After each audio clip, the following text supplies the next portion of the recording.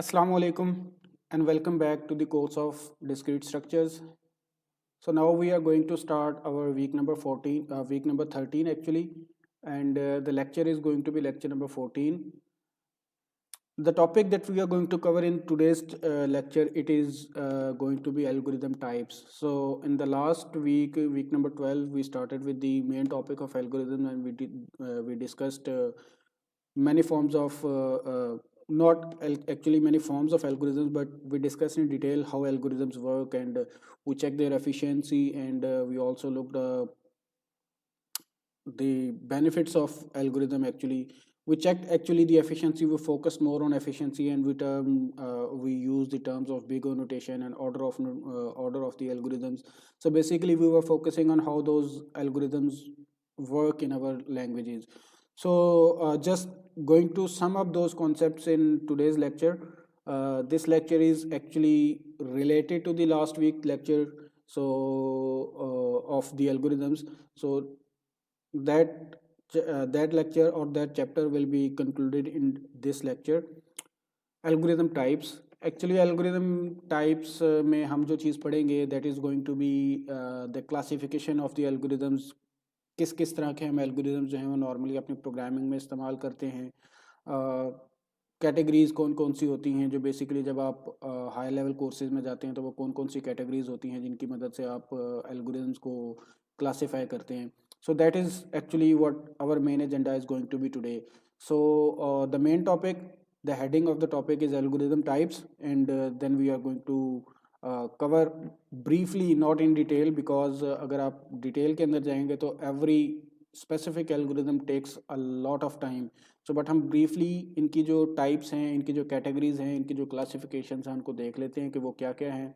और फिर हम एक्चुअल में जब आप इनको डिटेल में पढ़ेंगे तो वो होगा एल्गोरिदम वाले कोर्स में. जब आप एल्गोरिदम एंड एनालिसिस वाला कोर्स होगा, चाहे वो आप may be you studied at in next semester और उससे फिर अगले सेमेस्टर में पढ़ेंगे, तो एल्गोरिदम एनालिसिस वाले कोर्स में आप इनको डिटेल में पढ़ेंगे. But for now we are just going to briefly touch the topic of algorithm types के कौन कौन से टाइप्स के एल्गोरिदम्स एग्जिस्ट करते हैं. So basically, the agenda that we are going to cover today is going to be divided into three main topics.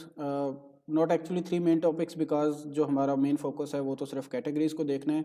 So first of all just define करेंगे कि what are the algorithm classifications, होती क्या है classification. उसके बाद फिर हम उसकी categories को देखेंगे. So there are actually going to be 7 to 8 different categories जिसको हम discuss करेंगे. Not all of them will be discussed again. बहुत सी टाइप्स होती हैं एल्गोरिदम्स की जिनको आप कवर करते हैं, बट हम सबको यहाँ पे कवर नहीं कर सकते because of the demand of the course. इस कोर्स के अंदर हम जो मोस्ट इम्पॉर्टेंट या मोस्ट यूज कैटेगरीज होती हैं हम उनको डिस्कस करेंगे. इसमें से हम सिंपल रिकर्सिव एल्गोरिदम को देखेंगे, डिवाइड एंड कंकर को देखेंगे, डायनामिक प्रोग्रामिंग को देखेंगे, ग्रीडी एल्गोरिदम्स को देखेंगे, ब्रूट फोर्स एल्गोरिदम्स को देखेंगे और रैंडमाइज्ड एल्गोरिदम्स को देखेंगे.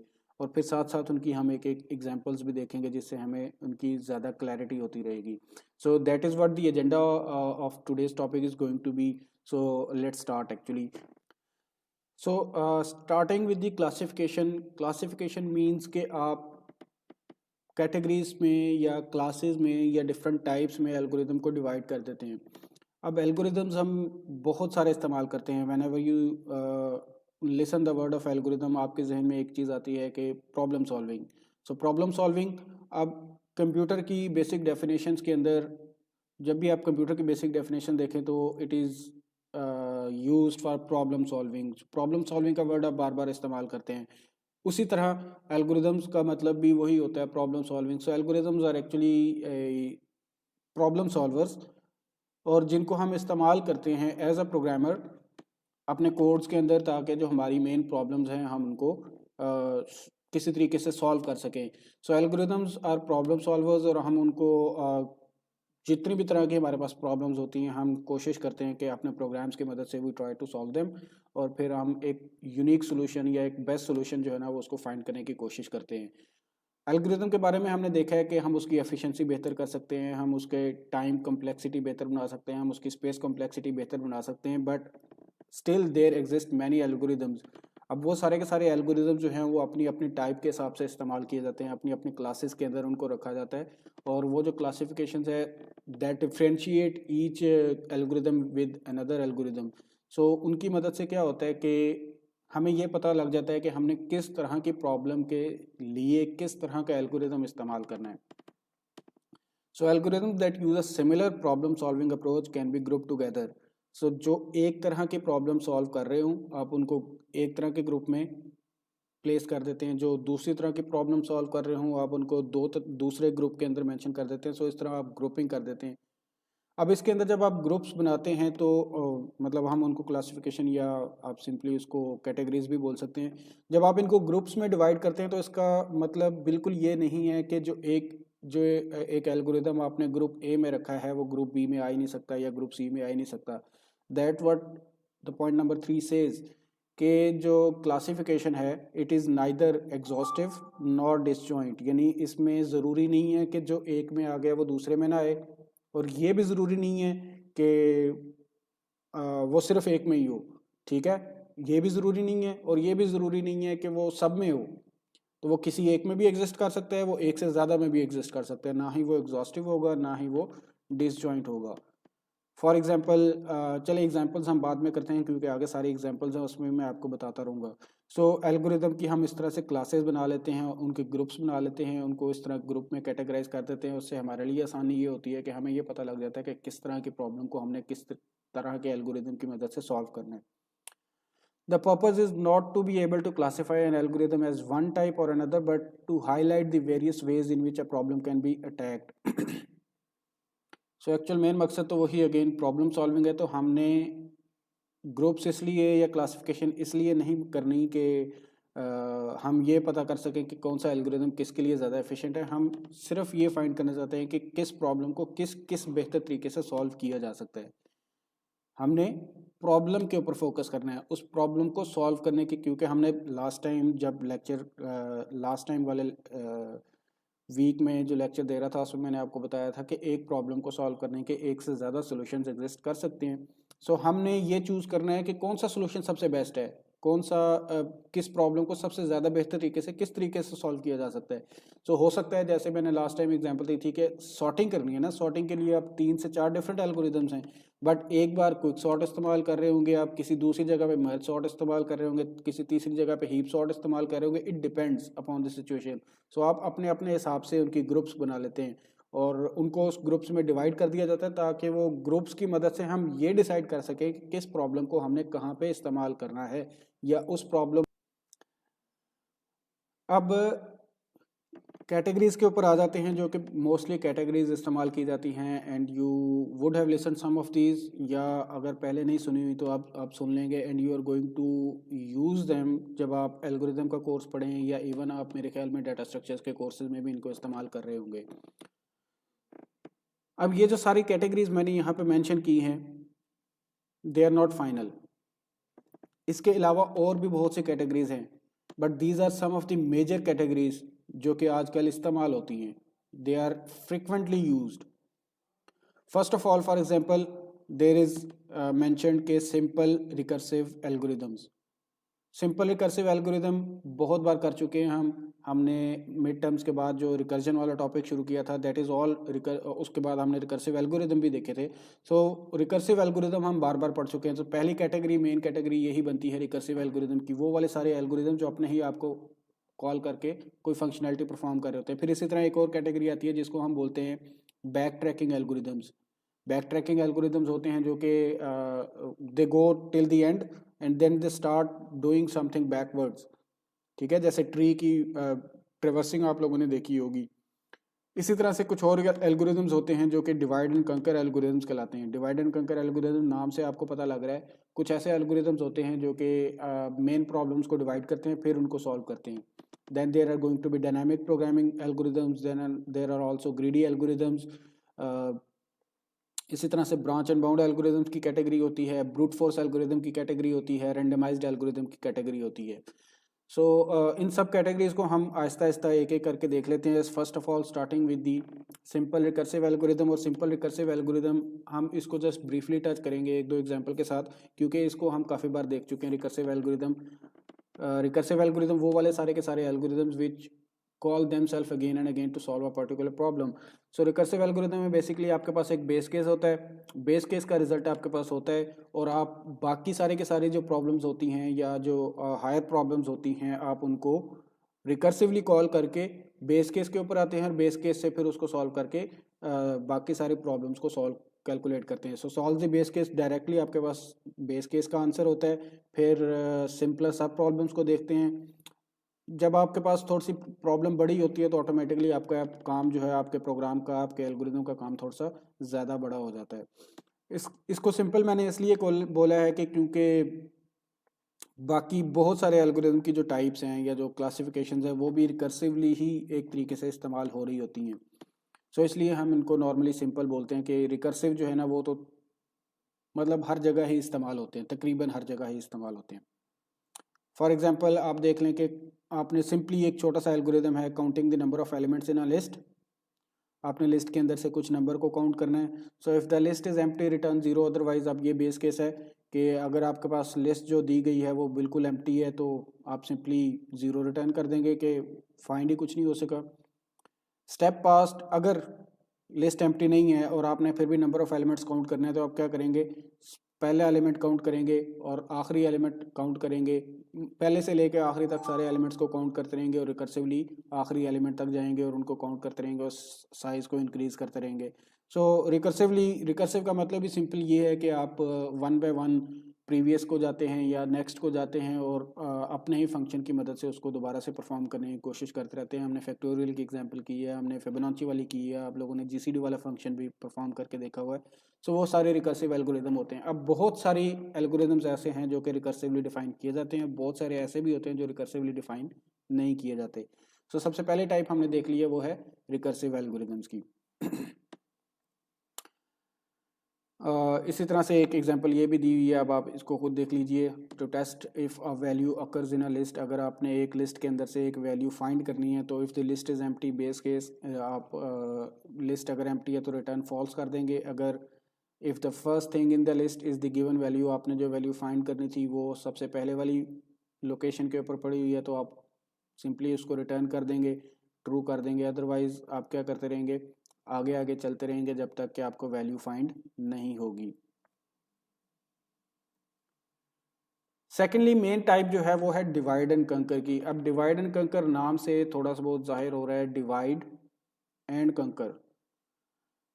जैसे मैथमेटिक्स में आप लोग कोई एक बड़ी इक्वेशन सॉल्व कर रहे हो या आप लेट से फैक्टराइजेशन तो फिर आसान है. आप जब मैथमेटिक्स में कैलकुलस के अंदर जब आप डेरिवेशन और इंटीग्रेशन करते हैं तो आप नॉर्मली क्या करते हैं, उनको छोटे पार्ट्स में डिवाइड करके फिर उनको सॉल्व करते हैं.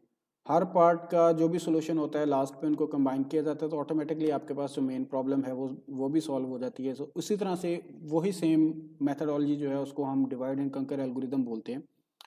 इसमें क्या होता है कि आपके पास जो एक मेन प्रॉब्लम है, आप उस मेन प्रॉब्लम को सब प्रॉब्लम्स में डिवाइड करते हैं. हर सब प्रॉब्लम को अलहदा तरीके से सॉल्व किया जाता है और फिर उसको आंसर जो है ना कंबाइन करके and we get the complete result. हमारे पास पूरी प्रॉब्लम का आंसर जो है वो आ जाता है. उसी तरह हम कुछ एल्गोरिदम्स भी ऐसे बनाते हैं.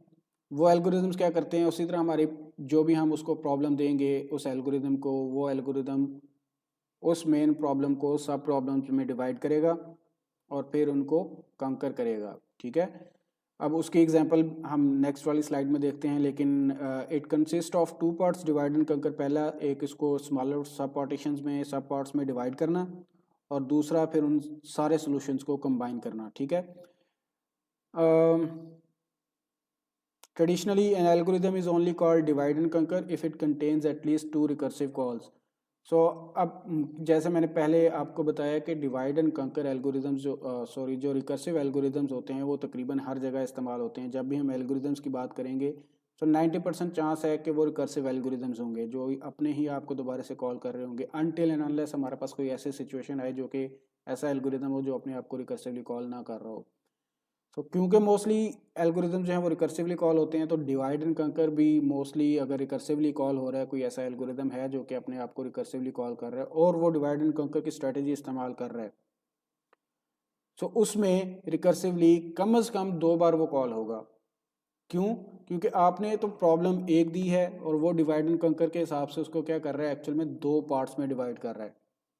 एक पार्ट अपना काम करेगा, दूसरा पार्ट अपना काम करेगा। ठीक है, उसके एग्जांपल मैं आपको बताता हूँ, फिर मैं आपको एक और चीज़ इंटरेस्टिंग बताता हूँ। Example quick sort. Quick sort की एग्जांपल, क्विक सॉर्टिंग आप लोगों ने डाटा स्ट्रक्चर में हसान साहब से की होगी। क्विक सॉर्ट में क्या होता है, आपके पास एक एरे होता है, आप उस एरे को 2 पार्ट्स में डिवाइड कर देते हैं। तो आपके पास एक बिगर एरे था, आपने उस एरे को 2 पार्ट्स में डिवाइड कर दिया, दोनों स्मॉलर पार्ट्स बन गए। उन स्मॉलर पार्ट्स को आप ऑटोमेटिकली, एक पार्ट जो है वो लार्जर नंबर्स का होता है और दूसरा पार्ट जो है वो लोअर नंबर्स का होता है, फिर आप उन दोनों को अलग-अलग सॉर्ट कर देते हैं, फिर अगेन उन दोनों को कंबाइन कर देते हैं, तो वो ऑटोमेटिकली एक सॉर्टिंग वाली चीज़ हमारे पास आ जाती है। This is what happens in quick sort. इसी तरह मर्ज सॉर्ट में क्या होता है, मर्ज सॉर्ट में भी आप एरे को हाफ में डिवाइड कर देते हैं। आप इसमें वो अपर लार्जर और स्मॉलर नंबर्स वाले के हिसाब से पार्ट डिवाइड नहीं करते, बट फिर भी आप एक एरे को 2 पार्ट्स में डिवाइड कर देते हैं। सो मेन प्रॉब्लम को आपने सब प्रॉब्लम्स में डिवाइड कर दिया। जब आप उसको 2 पार्ट्स में डिवाइड करेंगे, दोनों के ऊपर आप अलग-अलग मर्ज सॉर्ट लगा देंगे, वो उनको सॉर्ट करेगा, लास्ट पे फिर कंबाइन कर देंगे। वो भी मेरे ख्याल में मर्ज सॉर्ट में फिर फर्दर, अगर आपके पास 8 नंबर जो थे वो पड़े हुए थे, आपने उनको 4-4 में डिवाइड किया, वो फिर मर्ज सॉर्ट करेगा, 4 को 2-2 में डिवाइड करेगा, वो फिर मर्ज सॉर्ट करेगा, 2 को 1-1 में डिवाइड करेगा और फिर उस तरह से उनको कंबाइन करता रहेगा। सही है।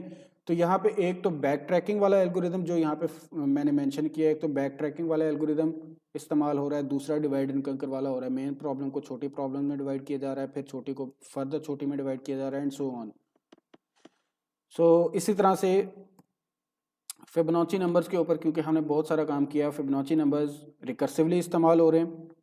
किस तरह से इस्तेमाल हो रहे हैं, ये भी डिवाइड एंड कंकर के हिसाब से ही इस्तेमाल हो रहे हैं। अब इसमें क्या होता है, हमारे पास बेस केस तो होता है 0 और 1 की सूरत में, फिर हम इसको कॉल करते हैं, अगर बेस केस की सूरत ना हो फिर हम इसको कॉल करते हैं n-1 या n-2 टाइम्स।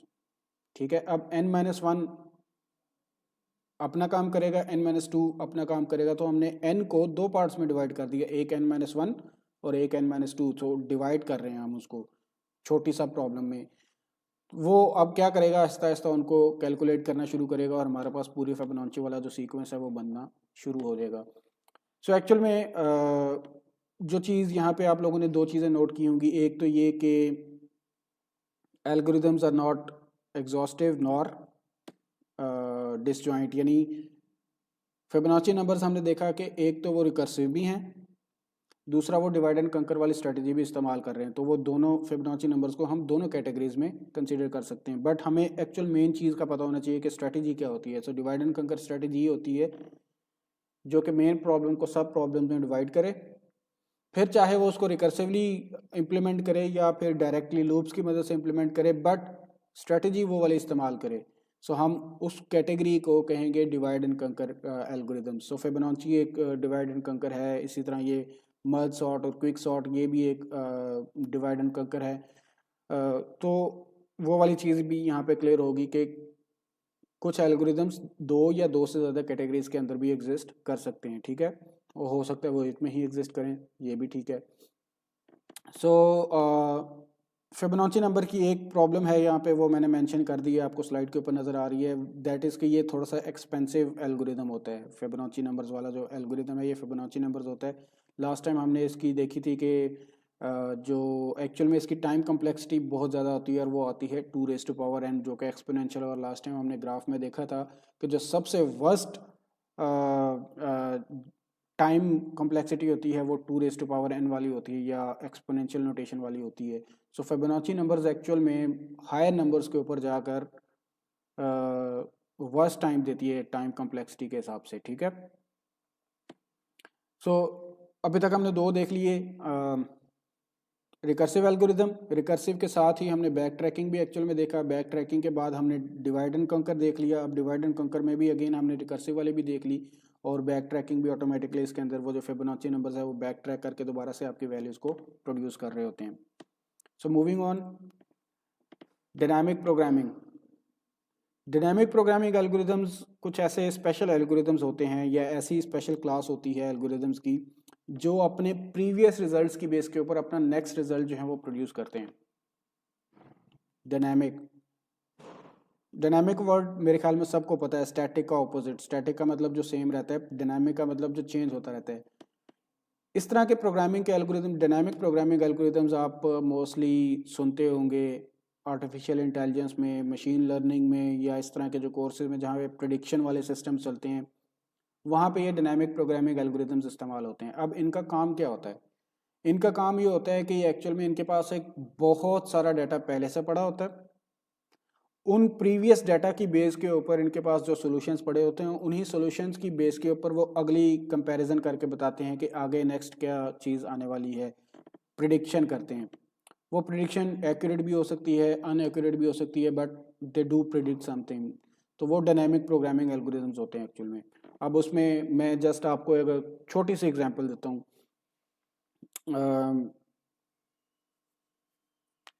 वेदर फोरकास्टिंग में क्या होता है, जो वेदर फोरकास्ट की एप्लीकेशंस होती हैं या जो मशीन लर्निंग के एक्चुअल में जो पीछे एल्गोरिदम चल रहे होते हैं, वो क्या कर रहे होते हैं, वो पिछले प्रीवियस ईयर्स के डाटा को या प्रीवियस मंथ्स के डाटा को या प्रीवियस जो भी एक फ्लो चल रहा है उस डाटा को कंपेयर करते हैं। उन डाटा की बेस के ऊपर वो अगली प्रिडिक्शन करते हैं कि अगले अगले दिन में क्या होगा, अगले एक महीने में क्या होगा, बारिश कब होगी, ह्यूमिडिटी का लेवल कितना होगा, हवा का दबाव कितना होगा, एंड एवरीथिंग, सब कुछ वो बताते हैं। अब वो एल्गोरिदम आप कोई इंसान सेट नहीं करके दे रहा होता, मतलब वो प्रिडिक्शन इंसान नहीं कर रहा होता, वो सॉफ्टवेयर खुद इटसेल्फ कर रहा होता है।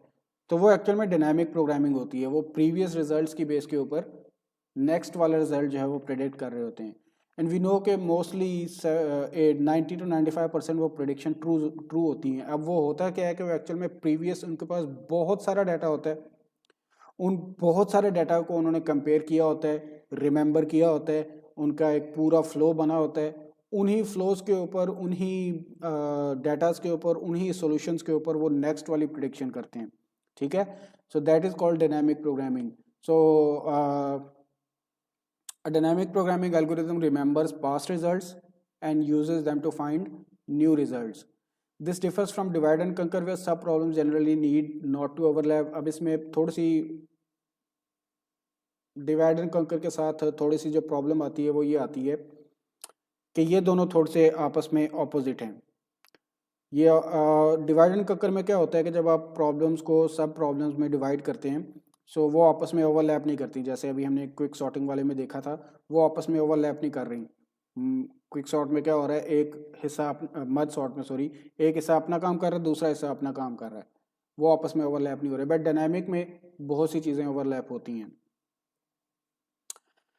This is generally use for optimization problem. Optimization क्या होती है, you would have heard this word optimization. Optimization actual में बेस्ट सॉल्यूशन के बारे में वर्ड इस्तेमाल किया जाता है। उसको हम ऑप्टिमाइज सॉल्यूशन भी बोलते हैं या बेस्ट सॉल्यूशन भी बोलते हैं। आपके पास जो प्रॉब्लम आपके पास होती है उसका एक से ज़्यादा जो सॉल्यूशन एग्जिस्ट करते हैं, उनमें से जो भी बेस्ट सॉल्यूशन होता है उसको हम बोलते हैं ये ऑप्टिमाइज सॉल्यूशन है। So multiple solution exist, need to find the best one, requires optimal substructure and overlapping sub problems। अब इसको दो तरीके से कैटेगराइज किया जाता है। ऑप्टिमल सबस्ट्रक्चर में क्या होता है, optimal solution contains optimal solution to the sub problems. जितनी भी आपके पास सब प्रॉब्लम्स हैं, ऑटोमेटिकली ये डिवाइड एंड कॉन्कर तो कर रहा होगा, बट उस तरह से नहीं जिस तरह से वो divide and conquer actually work करता है। डिवाइड एंड कॉन्कर में ओवरलैपिंग नहीं होती, बट ये डिवाइड एंड कॉन्कर ओवरलैप के साथ कर रहा होगा। और उन ओवरलैपिंग के दरमियान में से जो भी सबसे ऑप्टिमल या बेस्ट सोल्यूशन होगा उसको चूज करेगा।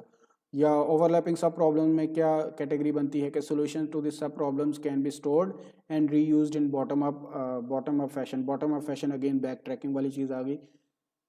ओवरलैपिंग सब प्रॉब्लम्स का मतलब ये है कि कुछ सब प्रॉब्लम्स उसके पास ऑटोमेटिकली ओवरलैप करती रहेंगी। जब वो बार बार उनको बैक ट्रैक करेगा तो बहुत सी प्रॉब्लम्स ऐसी होंगी, सब प्रॉब्लम्स ऐसी होंगी जो कि वो ओवरलैप कर रही होंगी।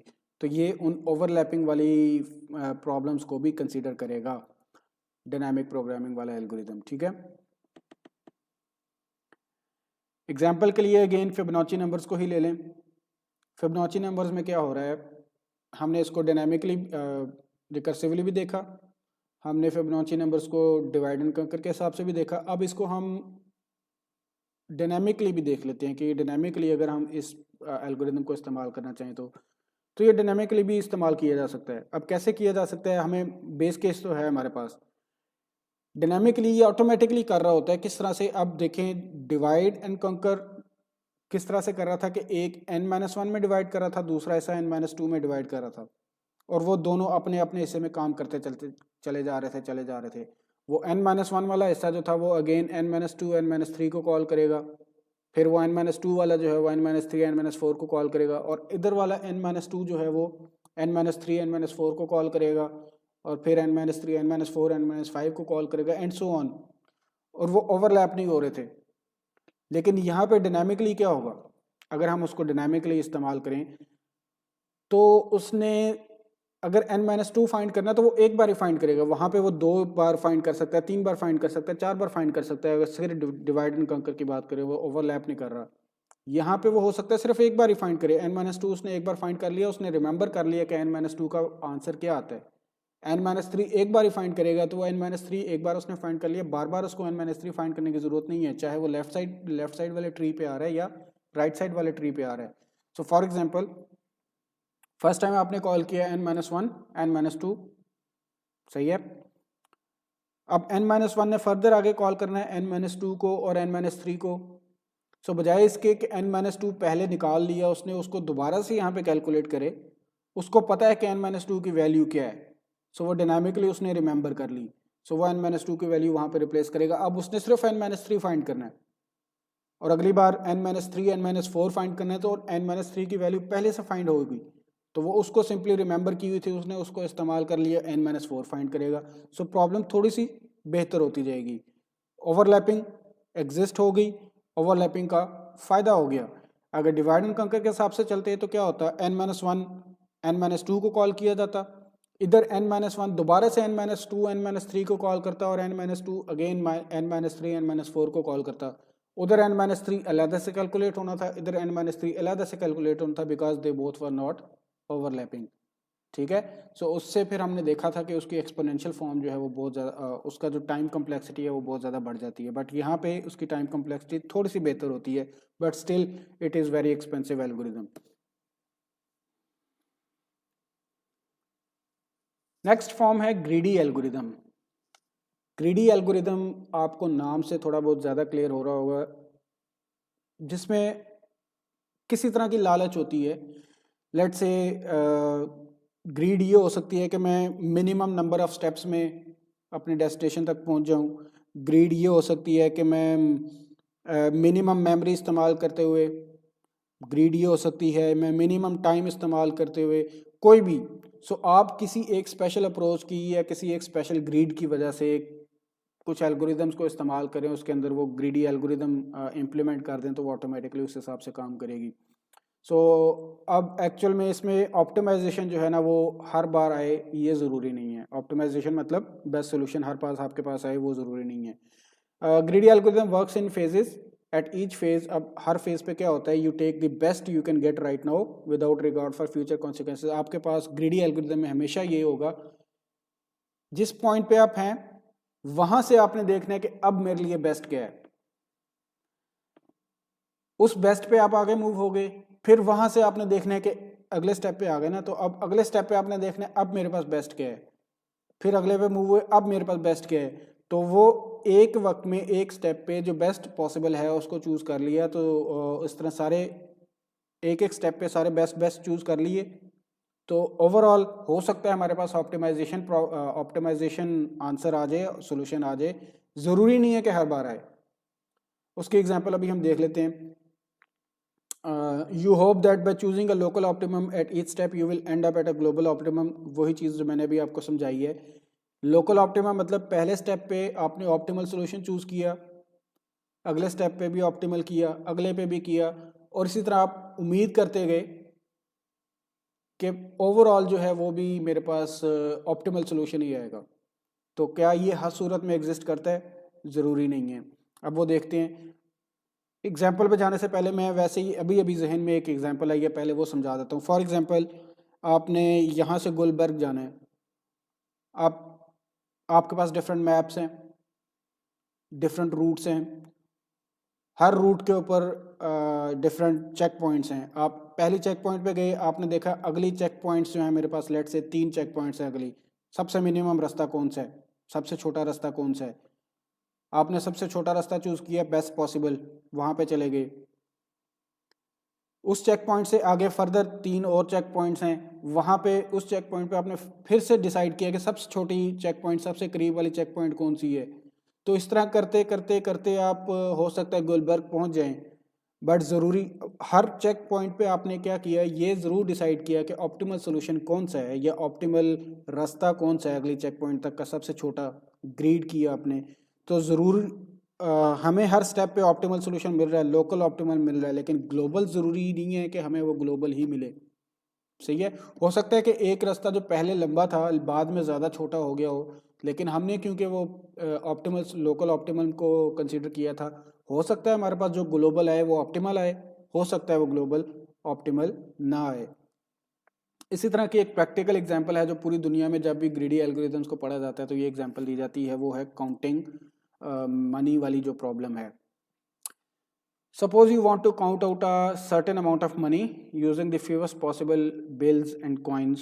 आपके पास जो बिल्स हैं या जो कॉइन्स हैं उनकी मनी की जो क्या कहते हैं मॉनेटरी सिस्टम होता है, वो हर कंट्री का अपना अपना अलग से होता है। फिलहाल हम एग्जांपल करते हैं यूएस की।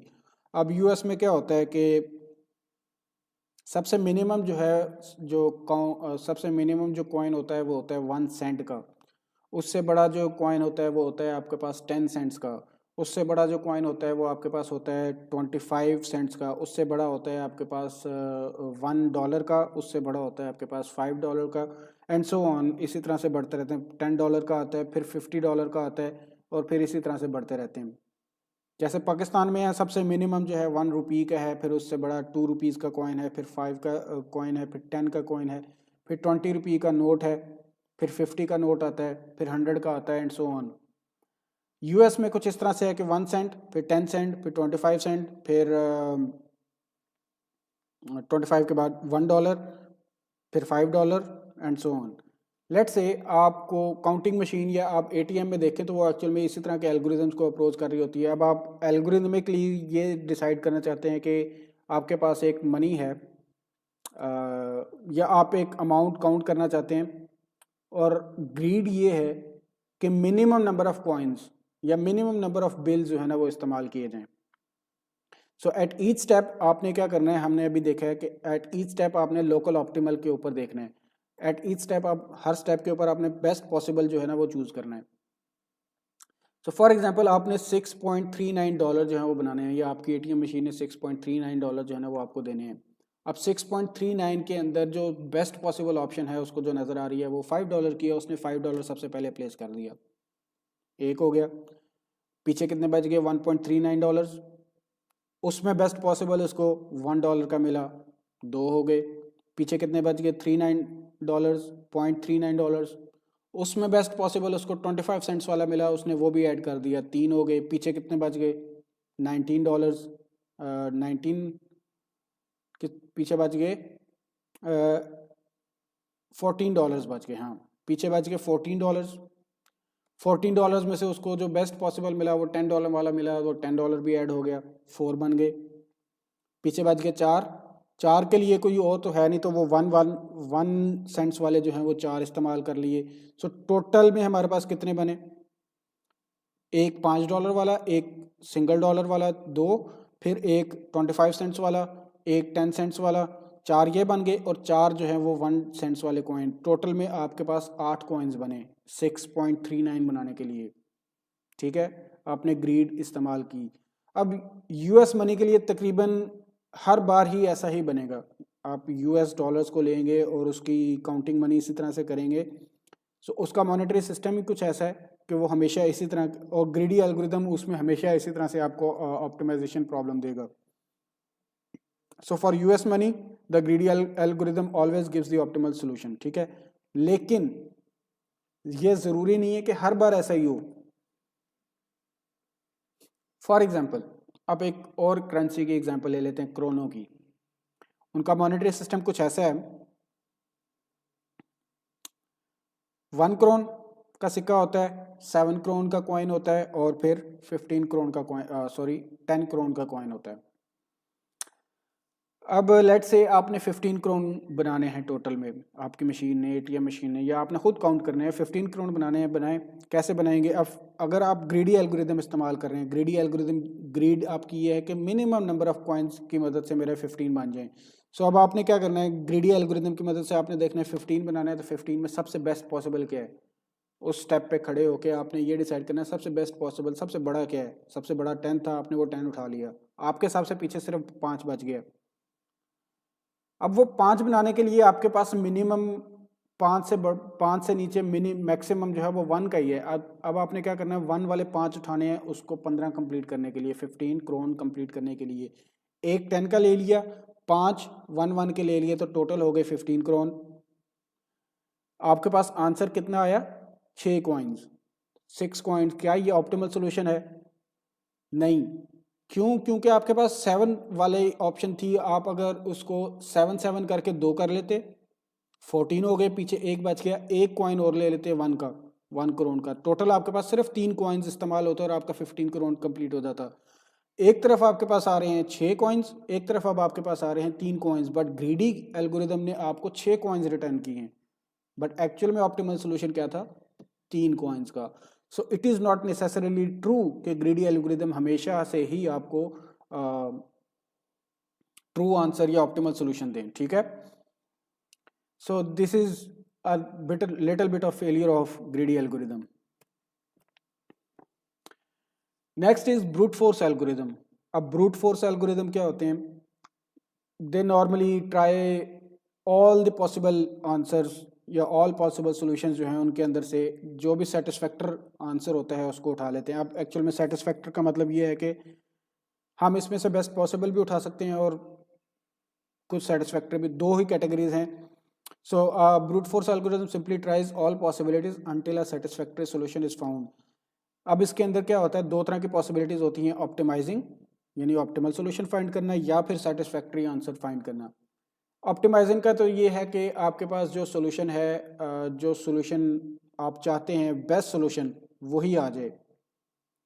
हो सकता है ब्रूट फोर्स एल्गोरिदम आपको वो वाला आंसर दे दे, बट ज़रूरी नहीं है। सेटिस्फैक्टरी देना ब्रूट फोर्स की जिम्मेदारी है, सेटिस्फैक्टरी लाजमी देगा। सो अब ऑप्टिमाइजिंग में क्या होता है, फाइंडिंग द बेस्ट सोल्यूशन, और सेटिस्फैक्टरी में क्या होता है, नियर बाय सोल्यूशन, करीब करीब का सोल्यूशन दे देना। उसकी आप एक पर्टिकुलर रेंज रख देते हैं कि इसके अंदर अंदर अगर आ जाएगा तो हमारा आंसर जो है वो सही होगा। तो ब्रूट फोर्स एल्गोरिदम, बहुत सारे एल्गोरिदम्स होते हैं जो कि आपको ऑप्टिमल सोल्यूशन भी दे सकते हैं, ऑप्टिमल नहीं देंगे तो कम से कम सेटिस्फैक्टरी लाजमी देंगे। एग्जाम्पल समझाने से पहले मैं अब आपको थोड़ा सा रिवाइंड करवाता हूँ। तो हमने जब मिड टर्म से पहले हमारी फिजिकल क्लासेस हो रही थी, तो मैं उस वक्त जब एल्गोरिदम्स के बारे में मैंने आपको बताया था, तो मैंने बताया था कि दुनिया में अभी भी बहुत सारे एल्गोरिदम्स ऐसे हैं जिनके ऊपर काम हो रहा है और वो अभी भी बड़े मुश्किल हैं, बड़े कॉम्प्लेक्स हैं। ब्रूट फोर्स एल्गोरिदम्स एक्चुअल में उसी तरह के एल्गोरिदम्स के ऊपर फोकस करता है। बहुत सारे एल्गोरिदम्स ऐसे हैं जिनको अभी कंकर किया जा सका है, लेकिन वो फिर भी ऑप्टिमल सोल्यूशन नहीं दे रहे। जैसे मैंने एक एग्जांपल दी थी कि आप लोगों का जैसे यूनिवर्सिटीज़ के स्टूडेंट्स का टाइम टेबल सेट करना होता है, सो वो एक कॉम्प्लेक्स प्रॉब्लम है। उस कॉम्प्लेक्स प्रॉब्लम्स को मैनुअली तो हैंडल किया जा सकता है, लेकिन हम कोई एल्गोरिदम ऐसा एल्गोरिदम भी बने हैं but they are not optimal solution. अब वो एक्चुअल में जो इस तरह के एल्गोरिदम्स बने हैं, जैसे मैंने आपको बताया था, कुछ एल्गोरिदम्स ऐसे बने हुए हैं जो कि टाइम टेबल ड्रॉ कर सकते हैं, बट कभी भी वो ऑप्टिमल सोल्यूशन नहीं देते। जो अभी अभी तक भी जो एल्गोरिदम बने हैं टाइम टेबल ड्रॉ करने वाले, वो ऑप्टिमल सोल्यूशन नहीं देते, वो ब्रूट फोर्स एल्गोरिदम के अंदर आते हैं। वो सेटिस्फैक्टरी आंसर ज़रूर देते हैं। सेटिस्फैक्टरी का मतलब हो सकता है थोड़ी सी रेंज के अंदर आपकी ओवरलैपिंग आ रही हो, बट सारे ओवरलैप नहीं हो रहे होंगे, ठीक है। कुछ कॉन्ट्राडिक्शन बच्चों के टाइम टेबल के अंदर आ रही होंगी, सारी नहीं हो रही होंगी। अब वो जो थोड़ी सी बच जाती हैं वो फिर मैनुअली दोबारा से रिमूव की जाती हैं। सो मैंने उस वक्त भी आपको बताया था कि ये कॉम्प्लेक्स एल्गोरिदम जो हैं ये ऑटोमेटिकली एग्जिस्ट करते हैं, और इनकी मदद से हम क्या करते हैं, नियर बाय सोल्यूशन जो है ना वो फाइंड कर लेते हैं। उसके बाद जो बाकी थोड़ी बहुत खामियां बच जाती हैं उनको फिर मैनुअली रिमूव किया जाता है। अब जैसे ऑप्टिमाइजिंग के लिए मैंने यहाँ पे एक एग्जांपल दी है कि आप ब्रूट फोर्स एल्गोरिदम इस्तेमाल करें। ऑप्टिमाइजर सोल्यूशन ये है आपके पास प्रॉब्लम है ट्रैवलिंग सेल्समैन की। ट्रैवलिंग सेल्समैन भी अगेन एक बहुत बड़ा एल्गोरिदम है जो कि अभी भी ब्रूट फोर्स के अंदर है, और कभी ये ऑप्टिमल भी दे देता है और मोस्टली ये सेटिस्फाइंग भी दे देता है। सेटिस्फाइंग, अब ये क्या है कि you if you want to find the best path for a travelling salesman का काम ये है कि सेल्समैन ने अपने एरिया के अंदर सारी शॉप्स को या सारी मार्केट्स में अपनी सेल करनी है, या सारे एरियाज़ में अपनी सेल्स करनी है एक दिन के अंदर, और उसने बेस्ट पाथ चूज़ करना है। बेस्ट पाथ का मतलब ये, एक ही रास्ता चूज़ करे, एक ही रास्ते से सारे के सारे एरियाज़ को, सारी की सारी शॉप्स को कवर कर ले और किसी रास्ते को ओवरलैप ना करे। ठीक है, ट्रैवलिंग सेल्समैन एक ही रास्ता कवर करे, एक ही रास्ते से सारी एरिया को, सारी शॉप्स को कवर कर ले और कभी भी ओवरलैप ना करे, यानी एक बार एक रास्ते से गुजर गया तो दोबारा उस रास्ते पे वापस ना आए। वो है बेस्ट सोल्यूशन। तो हो सकता है ब्रूट फोर्स का एल्गोरिदम कोई ऐसा हो जो कि उस तरह का एल्गोरिदम फाइंड कर दे, बट पॉसिबल नहीं है।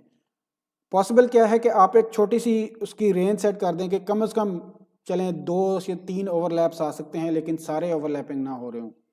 सो वो सेटिस्फाइंग प्रॉब्लम होगी।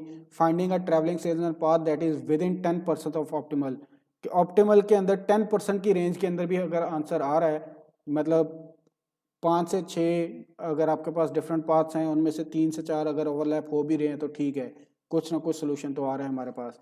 या कम से कम जितने भी ओवरलैपिंग हो सकती हैं, सो वो हम कहेंगे वो हमारी सेटिस्फाइंग प्रॉब्लम है। आपने एक रेंज सेट कर दी, उस रेंज के अंदर अगर आपका आंसर आ रहा है तो दैट इज सेटिस्फाइंग।